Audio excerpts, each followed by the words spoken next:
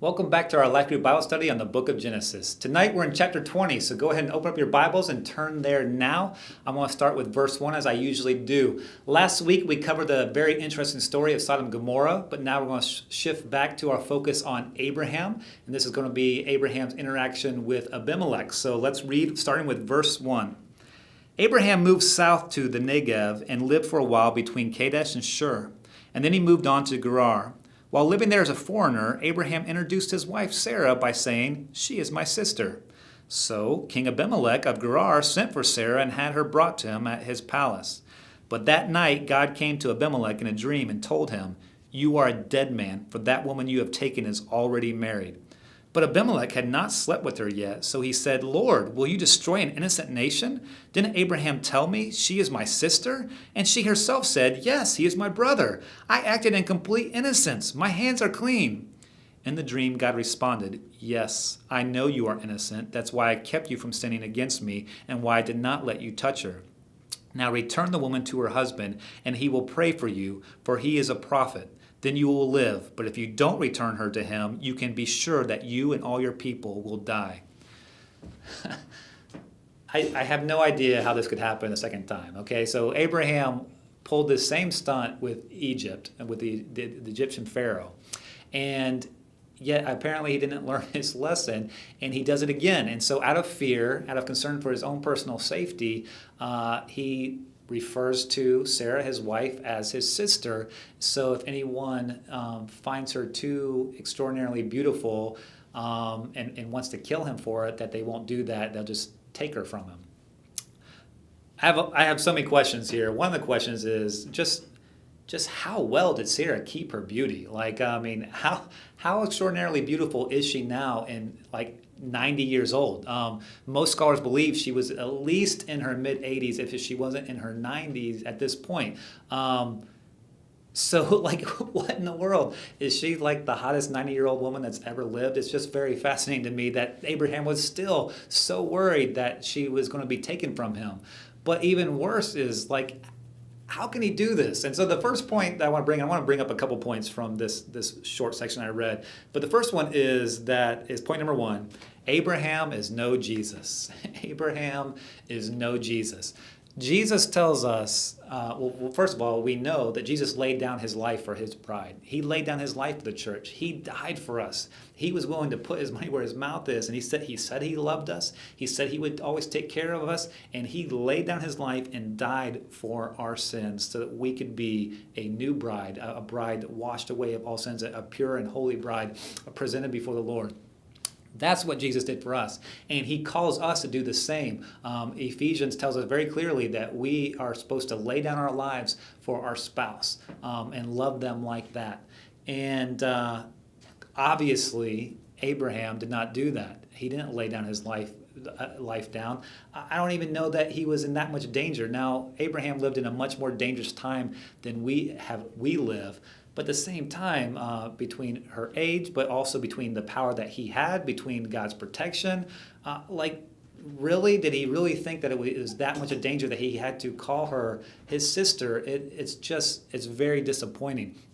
But I want to challenge us as men that to take this very seriously, that we're supposed to protect and defend our wives. My first wife, I had a very interesting experience. Very early on in our marriage, we were playing some sand volleyball out at Furman University, just playing pickup volleyball. And there were a couple of young college kids that were hiding behind some trees about 100 yards away, and they were using one of those big slingshots for water balloons and firing them kind of in our general direction. Well, they got close, and they were ticking us off because I know that those things can really hurt. Those are powerful slingshots, and it really hurts. It really stings when you get hit by that. I also knew someone that had suffered a concussion by getting hit by one of those in the head. And so we weren't really thrilled with that, but we kept playing, and because we didn't want to cause a scene or anything. We were hoping they would just go away with us yelling at them. But they didn't. They came back and were kind of hiding behind trees, and they shot it again, and this time it smacked into my wife's leg. And she just screamed. It went down in pain. She thought she had been shot. She didn't know exactly what had happened, but it was extremely painful. And I have to admit, when I saw that, as soon as I made sure she was all right and she realized it was just a water balloon and the pain subsided a little bit, I completely snapped. I was so furious that someone would harm my wife like that. I made up that 100-yard sprint in about 10 seconds. And they were loading up the next water balloon and not paying attention really well. They did not see me coming. So I literally got to them before they realized it, and I ripped it out of their hands, and I reared back to punch them. They were two young college kids, but when I reared back, they were both a little bit dorky and weenie looking, and they both were like cowering and being like, I'm sorry, we didn't mean to, kind of thing. And they had a group of other college guys around there, and they were like, whoa, dude, just chill out. I was not ready to chill out. I was saying things I shouldn't be saying. I was ready to throw down. I was wanting one of the bigger college guys to come get in this because I felt bad about hitting them, but I wanted to hit somebody. I was so angry. And so my friends all came up there, and they also were like, ooh, Jason's mad, kind of thing. But my wife saw it, and it really changed her perspective about something. Not that my behavior was appropriate, but it showed her that I was willing to defend her. And she made a comment afterwards. She's like, I didn't know you would protect me like that. And I'm like, what do you mean? Why would you think I wouldn't protect you? I would do anything for you. I would happily die for you. I would kill for you. I would do anything to make sure you were safe. She's like, I just never seen that before. I was like, well, you've never been in any real harm before. And she's like, I know, but you're always kind of, just okay when people say stuff.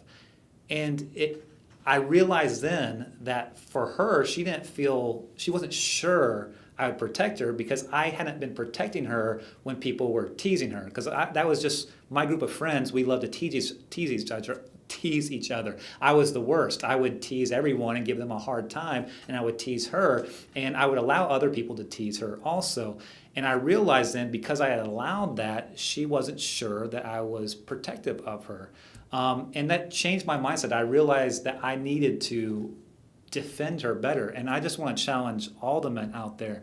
We're supposed to lay down our lives for our wives. They should always feel protected in our care. We should always be the one to step in front of a dangerous situation. But including in real scary situations and life-threatening situations, we also need to be the one to defend our spouses, even when someone's saying something negative about them.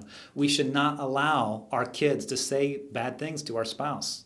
They need to show our spouse honor and respect, and whenever we hear a child say something inappropriate to our spouse, we need to step in and deal with that situation. We should not allow family and friends to say disparaging things about our spouse. We need to defend them with our words and with our actions. We shouldn't allow people at their work to say things about them. We need to step into those situations and guard and protect our spouse and make sure they know that they are loved and protected and that we are their sense of security and will always be there for them. And this is what Abraham did not do. This is what he neglected to do. I want to couple this with just the power of words, and this is point number 2. Honoring your spouse with your words is vital to a healthy marriage. Honoring your spouse with your words is vital to a healthy marriage.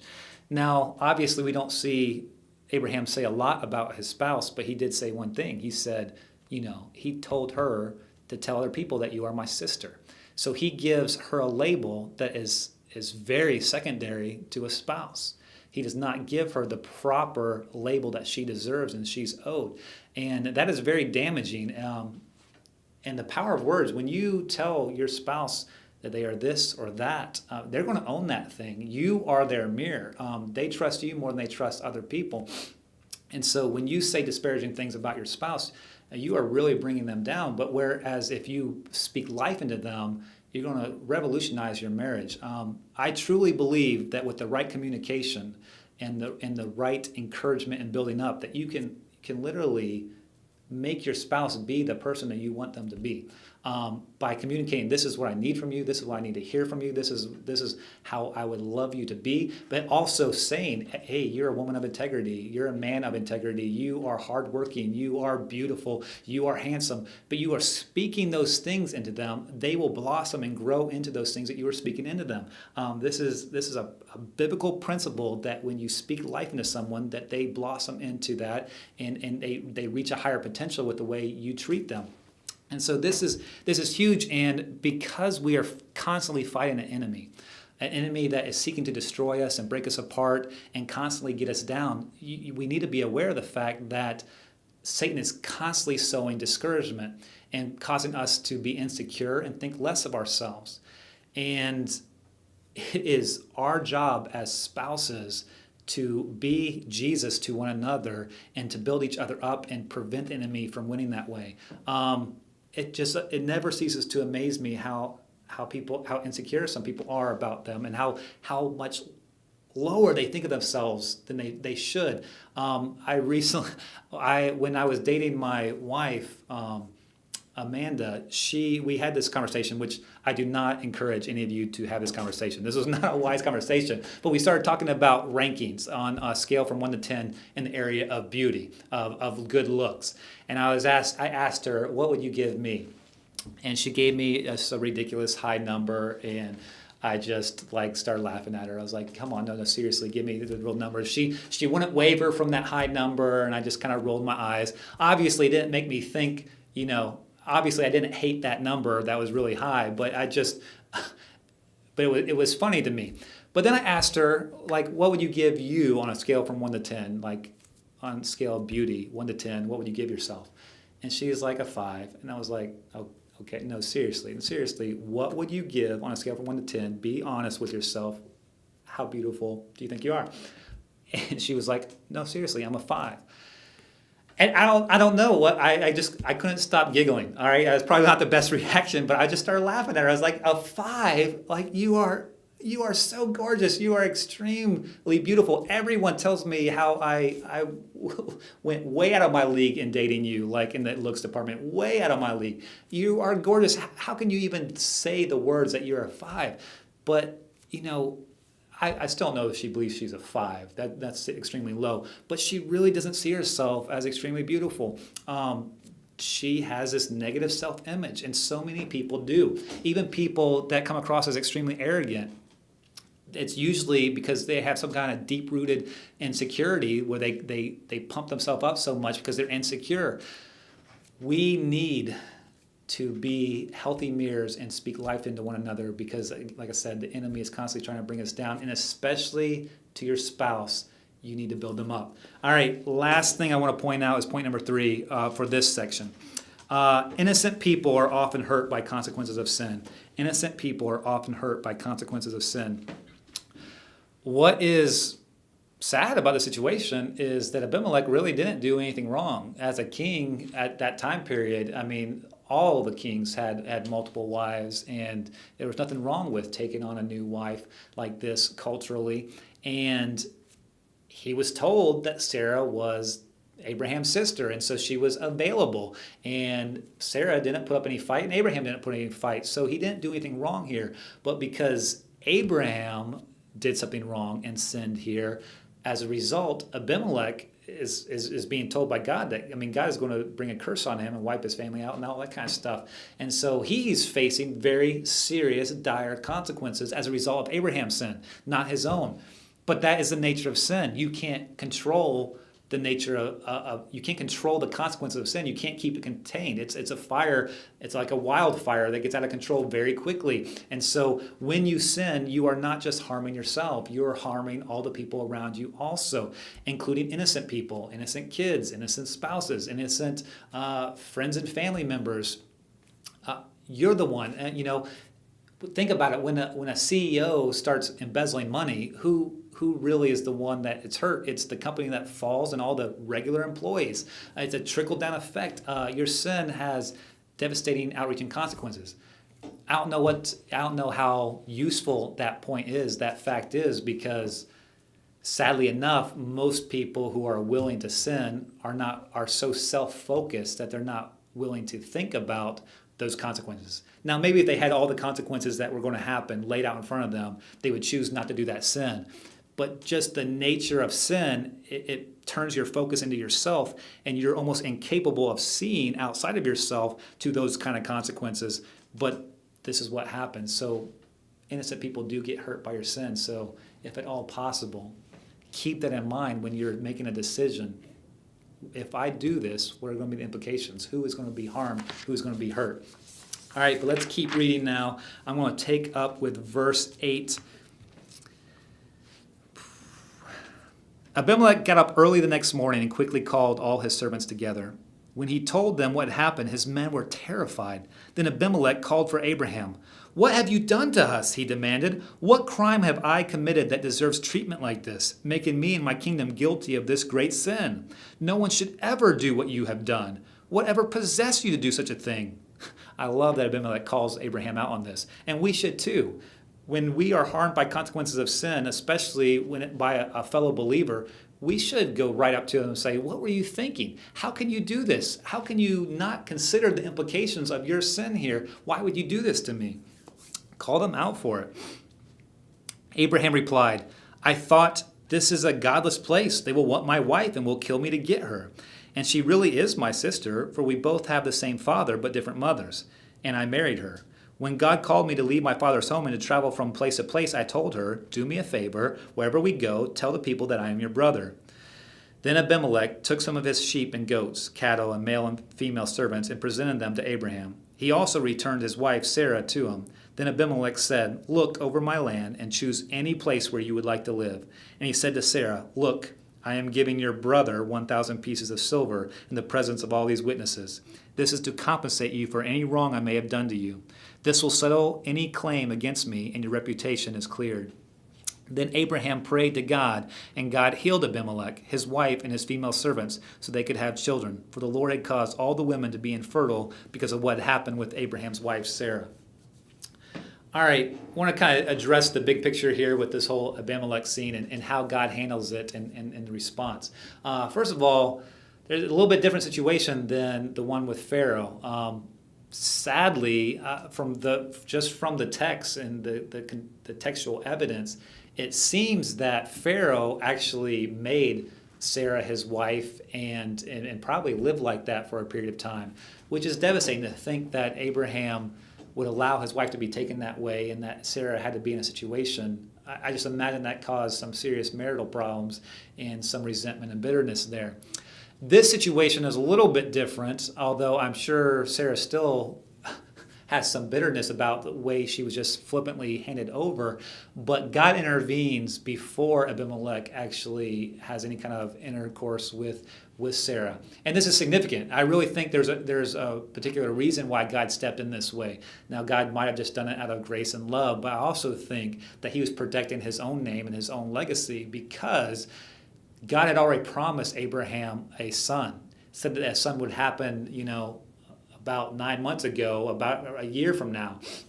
And so as a result, if God allowed Abimelech to sleep with Sarah, and Sarah got pregnant when she was supposed to get pregnant, approximately 9-10 months later, then the question would be, historically, whether Abimelech was the father and not Abraham, and God was going to make it very clear that Abraham was the father and there was no one else involved. And so he was protecting his own name and legacy here. But then you see Abimelech, he gets this dream from God. God corrects him. He, even though he was kind of the innocent party here, he goes back and gives Sarah back to Abraham and gives Abraham gifts.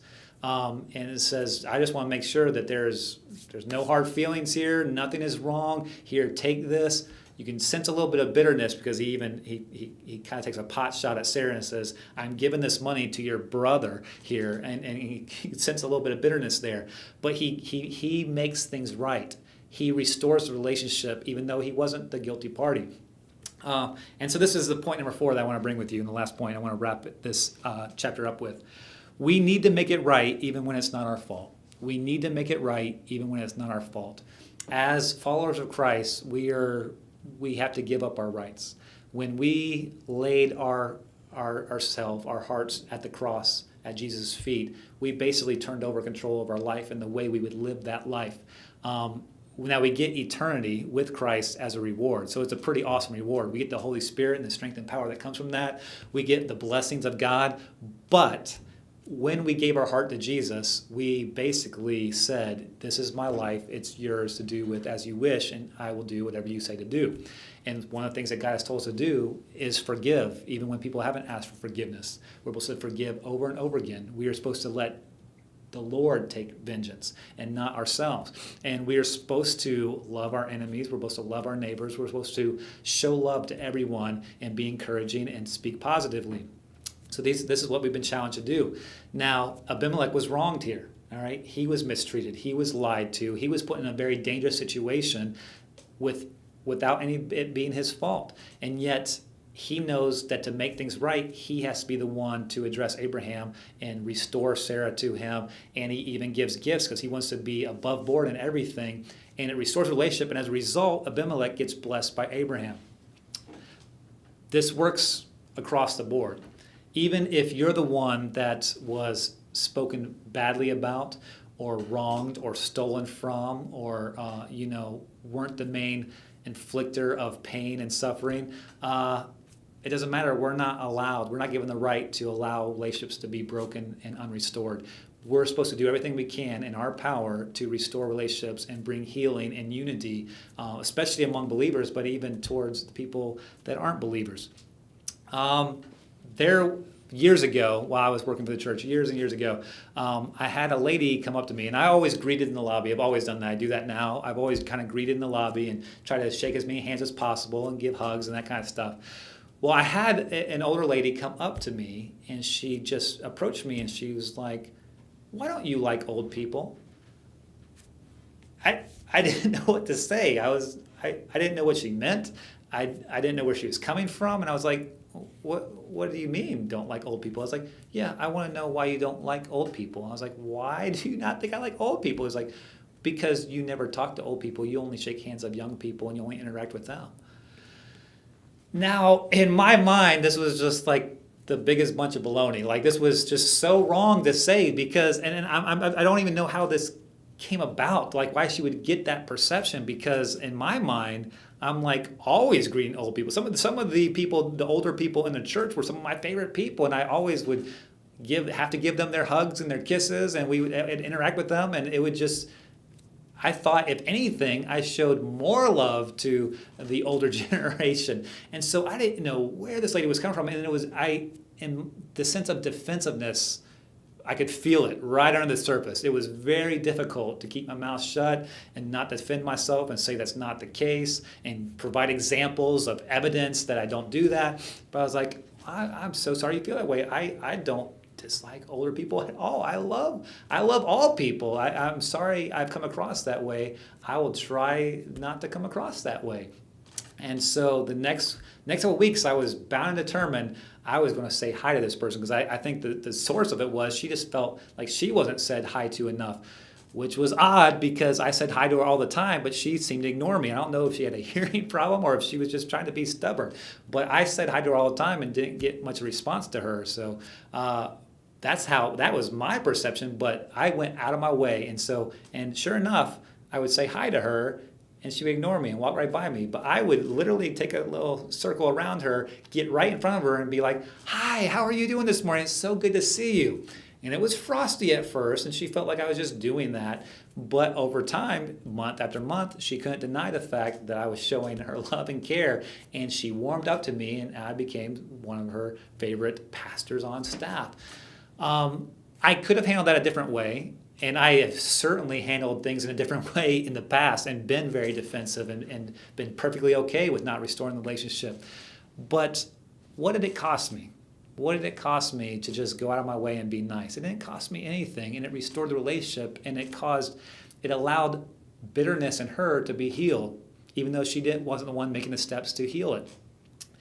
And that's the same way. We can be like Jesus, and we can take the first steps, and we can initiate healing, and we can just forgive wrongs and offenses and be the first one to apologize even when we really don't have anything to apologize for. It's okay to apologize even when you aren't completely sincere. That can open the door. Try to be sincere, but even if you don't have anything to apologize for, say, "I am sorry that I broke the relationship here. I'm sorry that I came across in such a negative way. Will you please forgive me? And it's amazing what kind of healing it can bring from that. So take that to heart. I hope we will not be Abraham, but we'll be a lot more like Jesus. All right, next week we'll be in chapter 21, so read ahead and we'll come back and study that chapter.